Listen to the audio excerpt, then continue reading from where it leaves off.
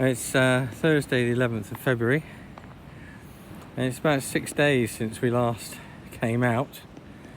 I say we because Carol and I came out then, but today it's just me. She's decided to stay in the warm and phone a friend. Thought I'd come down, have a look at how the spring growth is going. The daffodils are pretty surviving, aren't they? Actually, it's a bit of sunshine today. It's very cold. We've had, well, I don't know if you can see, sort of grainy snow. It's not exactly snowflakes, and it's not exactly hail. But the snow's sticking around. We're right next to the sea. We haven't had any depth here on the park, but out on the roads it's drifted into piles, and there is, I don't know whether I can see from here, but there is snow actually on the beach. If I look down there at the bottom of the steps, you can see white patches of snow actually at the top of the beach. So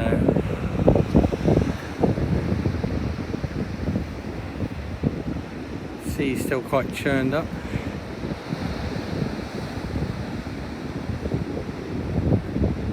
A couple of ships on the horizon there, tankers.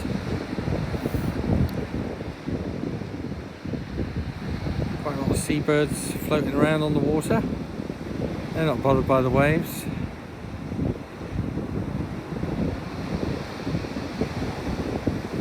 I guess there must be some fish stirred up that they can get at.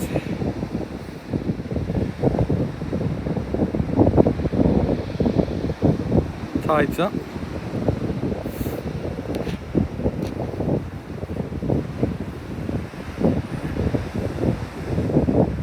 So it's not a bad day. We've kept warm. We've had the slide out in, and the heater on permanently.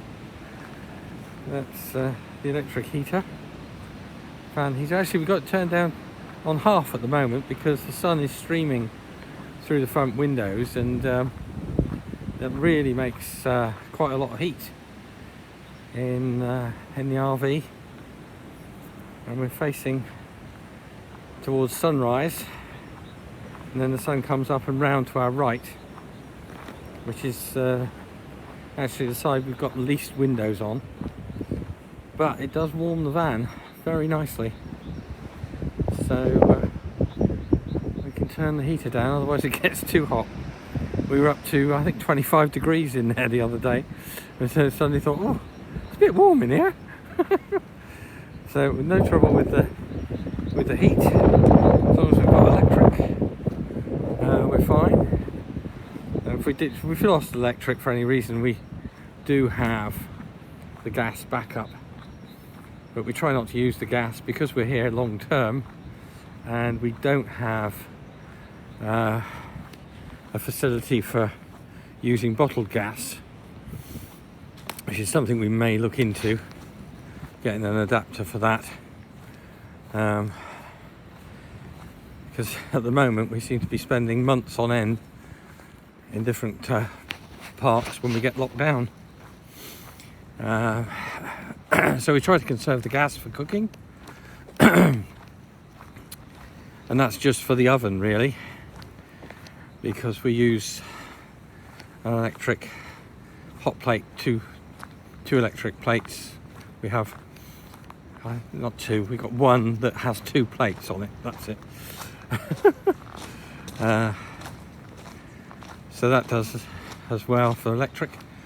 So we're very fortunate here. The electric is included in our site fee, so we're free to use that without restriction. When we were locked down at Mayfield Park, the electric was separate, to the site fee. So yeah, it was costing us quite a lot in electric, whereas here it's actually included in the price, so very grateful for that. I mean, we try not to use, overly much, and we are limited ampage as well, 16 amp. The heater is a 10 amp, so we can't use too much other electrical things. Just love being really near the sea. It's really nice. Although the other night, back when we had the storm for a day and a half really, the sea was just making so much noise. It was absolutely horrendous. Kept me awake in the night, in fact, because there was the wind and the sea, and it was just so noisy, so very noisy. But it's quietened down a bit now.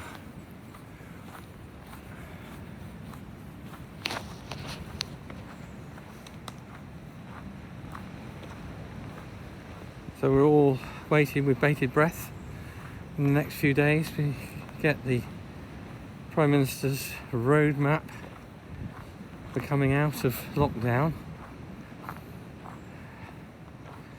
But I think it's going to be a very a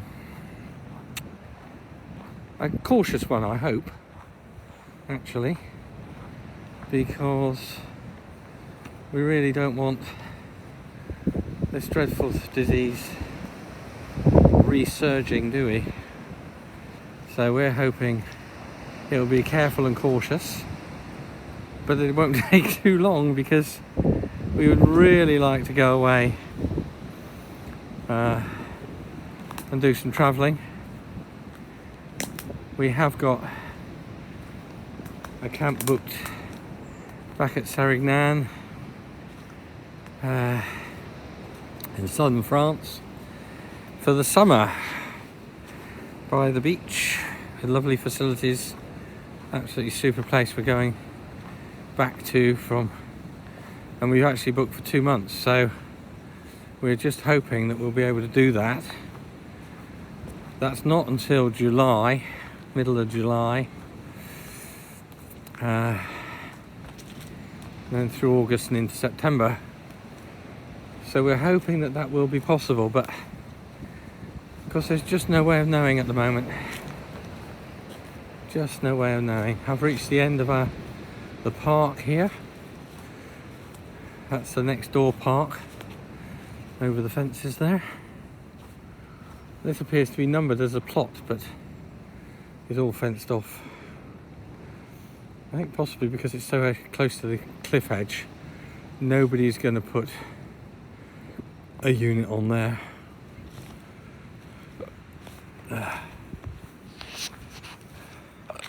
Got the hiccups. Quite a bit of snow in that garden.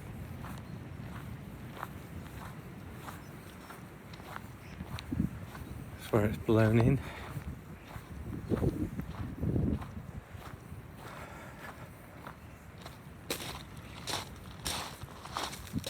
And we've heard in the last couple of days that WHO, the World Health Organization, have backed what's happening in this country, in that the first jab is very effective, but it's even more effective when backed up with another jab after 12 weeks, or within 12 weeks.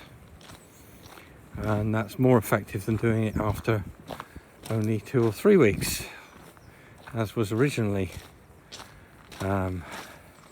postulated to happen. So